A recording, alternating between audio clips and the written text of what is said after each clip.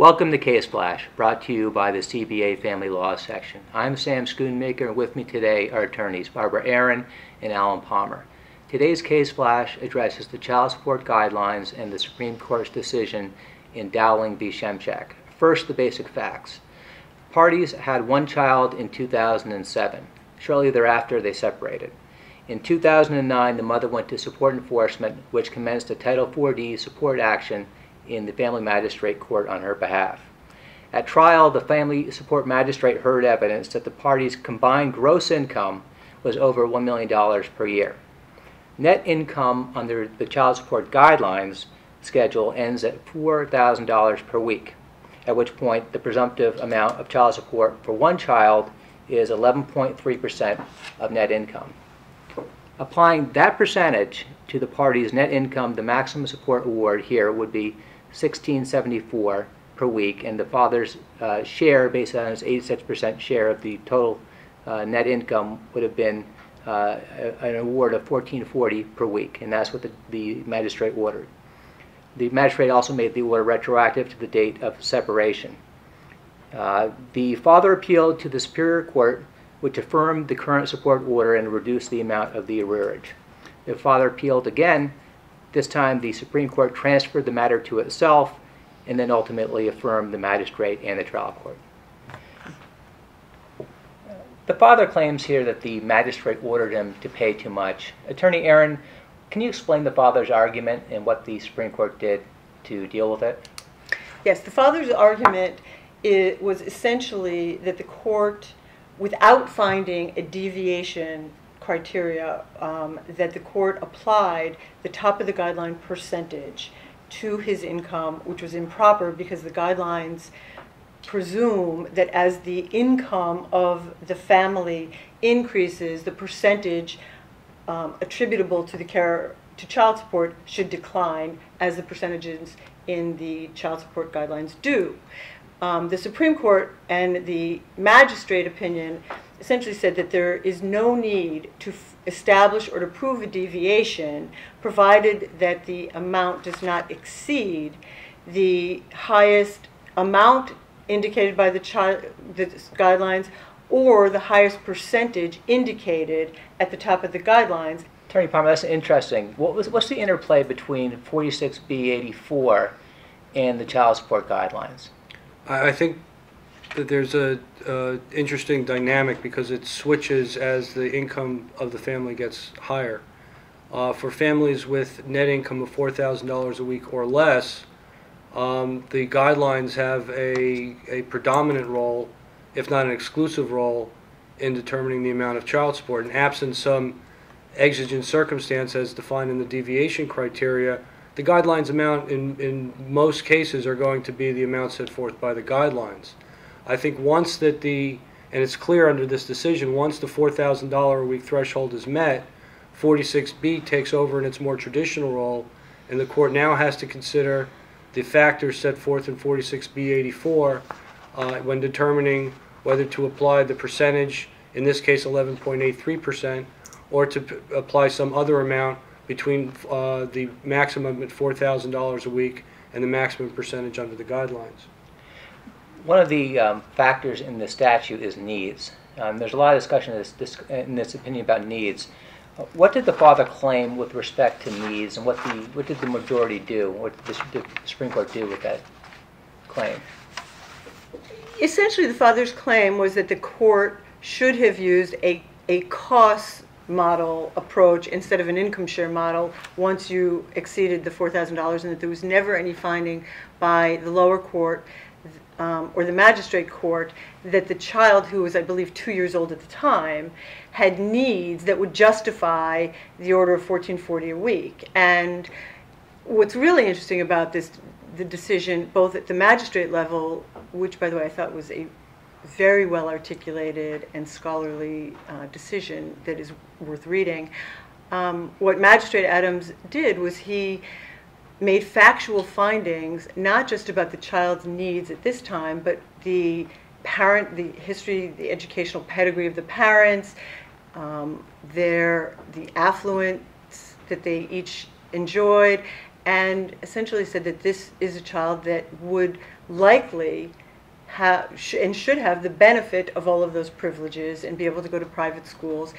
And what was interesting, that the burden of that would fall on the custodial parent. And in analyzing 46B 84D is that the statute generally speaks in the present tense, except when it gets to education. It discusses the education of each of the parents, but then as to the children, it discusses the educational status and expectation. And I think that the magistrate's able to justify the support amount, at least as to education, based on the educational expectation of the child in this case, by using the parent's pedigree. And I think it's a consistent way to apply the statute, given that dynamic, since we're over the $4,000 a week net. What does this decision tell us about orders for payment of educational expenses? I think that the presumptions that we all relied on previously are the Supreme Court tells us how to rebut them in this case. It's a combination of the deviation criteria and the statutes. So if there is the expectation that the child is going to be in private school in the future, while the court at this point cannot enter a specific order as to the payment of private school, the court can take that expectation into consideration when fashioning its award in this case. But go ahead. But at what point does the evidence on this become so speculative that it's objectionable? I thought there was a case, Watson, in the appellate court case, that says you can't just load your financial affidavit with speculative expenses, and I didn't know the courts made orders based on things that hadn't happened. I guess the difficulty is that child support is an income shares model, it's an income-based order rather than a needs-based order. And I think on a case-by-case basis, looking at the education of the parents, because the statute requires you to look at the education of the parents in addition to the children. Here, there's a family history of private school education. There's a family history of I believe the court describes it as major university attendance. So in this case, on the case-by-case basis, it appeared to the magistrate more likely than not that this child was going to have a private school education going forward. What was interesting about that to me is that the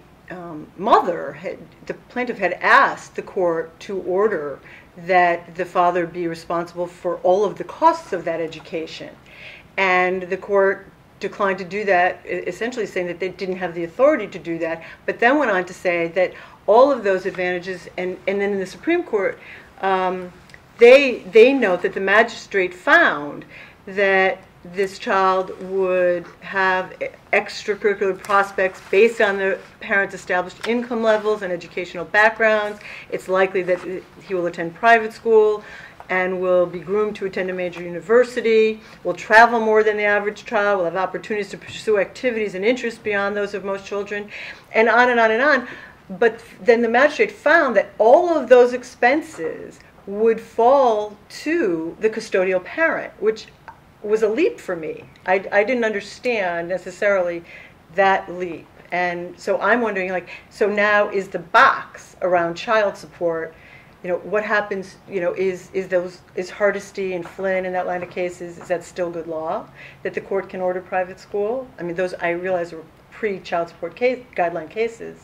And what about extracurricular activities and camps and all the things that typically we add to our agreements that the parents will share in some percentage? What concerns me about this language, quite honestly, is not for the families that are above $4,000 a week net, because we could justify the child support award based on the spread between $4,000 a week net and the top percentage under the guidelines.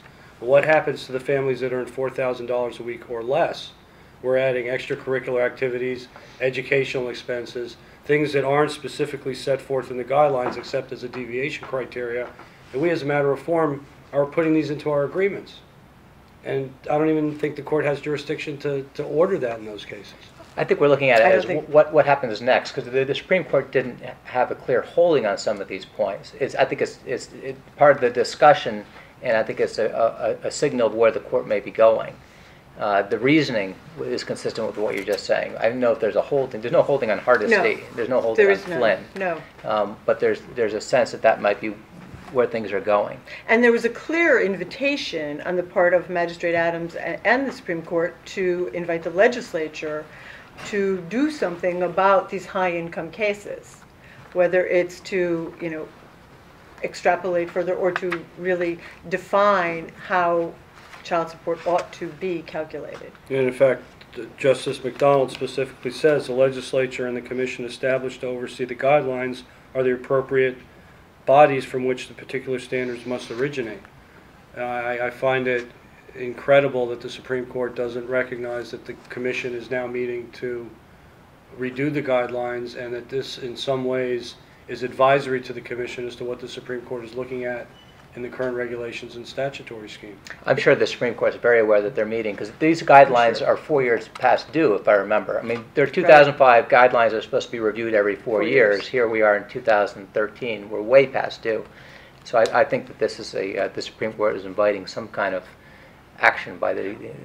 Is this a major decision, or is this just a restatement and emphasis of portions of material? I don't think it's a major decision in the sense that it doesn't really offer us any new axiom of law that we're going to apply. I think it clarifies some loose ends in material.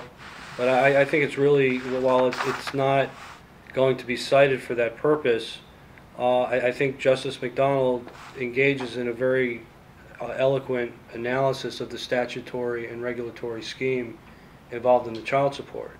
And in that sense, I think it's a wonderful opinion. I think it does clarify what we're supposed to do above the maximum under the schedule, but other than that, I don't think it adds much to the jurisprudence. We agree it helps clarify what a judge should be doing, what the parties and the attorneys should be doing. I think it's very instructional, and I think it yes, I agree that it really does clarify material. I think it puts a thicker line around the box that we operate in within the guidelines and what's included and what's not included if you read all of the opinions together. So I think it does that. I think another interesting piece of this is what the magistrate found to be the father's income and all of the pieces that he considered in coming up with the over $1 million in income, which included restricted stock, deferred equities, rental, interest income, and he added all that in to then apply the guidelines for that number rather than doing a supplemental order with respect to any of those pieces of his income. I thought that was interesting too. Though that is not specifically addressed in this decision. That's whether correct. Whether restricted stock is income, whether exercising stock options or vesting of stock options. That's not in this. Although that's consistent with the public policy in the regulations Right. to maximize the amount of support for children. So I think it's consistent with the purpose of the legislation, that we're an all-in state for purposes of child support. But typically when the argument always on bonuses is to do What's the a incentive? percentage Right. and do a supplemental order with regard to that. I agree with that. He didn't do that here, which I agree thought with was that. interesting. The Dowling decision will bring some more clarity to the application of the child support guidelines. Thank you for watching Case Flash.